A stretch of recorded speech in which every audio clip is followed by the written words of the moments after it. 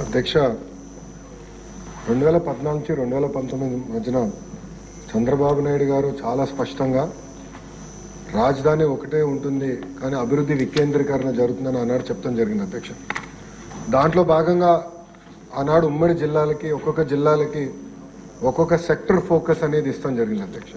ఒకసారి మనం చూస్తే కరువు ప్రాంతమైన అనంతపురానికి కియా మోటార్స్ తీసుకొచ్చారు, కర్నూలుకి అనేక రెన్యూబుల్ ఎనర్జీ సంస్థలు తీసుకొచ్చారు, చిత్తూరు కడపకి ఎలక్ట్రానిక్స్ మ్యానుఫ్యాక్చరింగ్ సంస్థలు తీసుకొచ్చారు, ఇంకో పక్కన నెల్లూరులో కూడా చూస్తే మన విండ్ టర్బైన్ మ్యానుఫ్యాక్చరింగ్ కానివ్వండి, సెల్ ఫోన్ తయారు చేసే సంస్థలు కానివ్వండి, ఇవన్నీ కూడా తీసుకొస్తాం జరిగింది. ఇంకో పక్కన ఉభయ గోదావరి జిల్లాలు కూడా పెద్ద ఎత్తున ఆనాడు ఆక్వాని కూడా ప్రోత్సహిస్తాం జరిగింది. ఇంకా ఉత్తరాంధ్రకు వచ్చే గల ఐటీని, మెడికల్ డివైసెస్ మ్యానుఫ్యాక్చరింగ్, ఫార్మా అని చాలా స్పష్టమైన కార్యాచరణ ఆనాడు చంద్రబాబు నాయుడు గారు నియమిస్తాం జరిగింది అధ్యక్ష. దాంట్లో భాగంగా అధ్యక్ష మీరు ఒక్కసారి చూస్తే కేంద్ర ప్రభుత్వం అంటే రాష్ట్ర విభజన చట్టంలో ఉన్న సంస్థల్లో కూడా ఏదైతే ఆంధ్ర రాష్ట్రానికి ఇస్తానని హామీ ఇచ్చారో అది కూడా మీరు చూస్తే ఐఐటి తిరుపతికి, ఐఐఎం విశాఖపట్నంకి, ఐజర్ తిరుపతికి, ఇంకో పక్కన NIT Tadepalligudem, III DM Kurnool, central university Anantapur, ఇంకా సెంట్రల్ ట్రైబల్ యూనివర్సిటీ విజయనగరం జిల్లా కూడా ఆనాడు మన ప్రభుత్వం కూడా ఇష్టం జరిగింది అధ్యక్ష. అంటే మీరు చూస్తే అభివృద్ధి వికేంద్రీకరణ అంటే ఇది అధ్యక్ష. అంతేగాని 500 కోట్ల రూపాయలు ఖర్చు పెట్టి ఒక ప్యాలెస్ కట్టుకుంటాం కాదు అధ్యక్ష. అధ్యక్ష మీరు ఒకసారి ఐఐటిలో చూస్తే ఆనాడు తెలుగుదేశం ప్రభుత్వం ఆగస్టు 9, 2016లోనే భూములు కేటాయించి పనులు కూడా ప్రారంభించే విధంగా చేస్తాం జరిగింది అధ్యక్ష.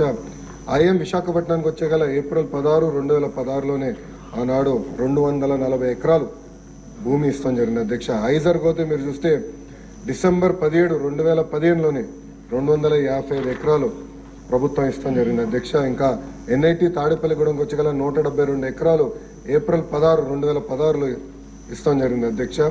ఇంకోటి ఐఐఐ డిఎంకి వచ్చే గల 151 ఎకరాలు మార్చి 31, 2016లో ఇస్తాం జరిగింది. ఇంకా సెంట్రల్ యూనివర్సిటీ అనంతపురంకి వచ్చే గల సుమారుగా 491 ఎకరాలు ఏప్రిల్ 16, 2016లో ఇస్తాం జరిగింది అధ్యక్ష.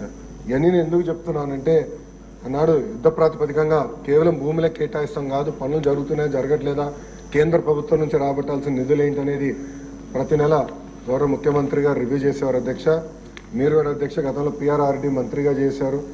ఉపాధి హామీ అనుసంధానం ఎట్లా చేయాలి, దాని అన్నిట్లో ఎట్లా చేయాలని ఆనాడు ముఖ్యమంత్రి గారు పెద్ద ఎత్తున రివ్యూ కూడా చేశారు అధ్యక్ష. సో ఇట్లా అన్ని పనులు ఒక పద్ధతి ప్రకారం చేసుకుంటూ పోయే అధ్యక్ష. వాస్తవంగా చెప్పాలంటే సెంట్రల్ ట్రైబల్ యూనివర్సిటీకి వచ్చే కొంచెం డిలే అయ్యగల ప్రభుత్వాలు మారినాయి. ప్రభుత్వం మారిన తర్వాత తెలుగుదేశం పార్టీ అధికారులు ఉన్నప్పుడు ఒక భూమి ఐడెంటిఫై చేసాం, కేటాయించాం, కానీ ఎక్కడ రాజకీయంగా క్రెడిట్ వస్తుందని చెప్పి మళ్ళీ వేరే భూమిలోకి షిఫ్ట్ చేశారు అధ్యక్ష. దానివల్ల 5 సంవత్సరాలు కాలయాపన చేశారు అధ్యక్ష ట్రైబల్ యూనివర్సిటీకి. మన ప్రభుత్వ అధికారులకు వచ్చినా చాలా స్పష్టంగా లేదు, ఎక్కడైతే ఫైనలైజ్ చేసో అక్కడనే ముందరికి వెళ్దామని చెప్పాం అధ్యక్ష. ఈ సెంట్రల్ ట్రైబల్ యూనివర్సిటీ కూడా యుద్ధ ప్రాతిపదికంగా వచ్చే 2 సంవత్సరాలు పూర్తి చేస్తామని సభకి నేను హామీ ఇస్తున్నా అధ్యక్ష. పెద్దలు బుచ్చే చౌదరి గారు, బోండోమా గారు చెప్పినట్లు అధ్యక్ష ఇంకా కొన్ని పెండింగ్ వర్క్స్ ఉన్న విషయం వాస్తవం అధ్యక్ష. కొంచెం ఈ తాగునీరు కానివ్వండి, రోడ్లు కానివ్వండి, ఈ సమస్య ఉన్నాయి. నా దృష్టి కూడా అధికారులు తీసుకొస్తాం జరిగింది. అది తప్పనిసరిగా ఆ సంస్థలతోనే మాట్లాడతాను. ఇంటెక్ కానివ్వండి, మ్యాన్ పవర్ కూడా డిస్కస్ చేసి తప్పనిసరిగా ఎట్లా టేకప్ చేయాలో చేస్తాం. పెద్దలు బుచ్చే చౌదరి గారు ఏకంగా రాజమండ్రి ఏమైనా చేస్తే బాగుంటుందని కోరటం జరిగింది. అది ఆల్రెడీ ఒక ఆలోచనలో ఉన్నాం. తొందరలోనే మీతో చర్చించి ఎట్లా చేద్దాం అనేది will take it. Thank you అధ్యక్ష.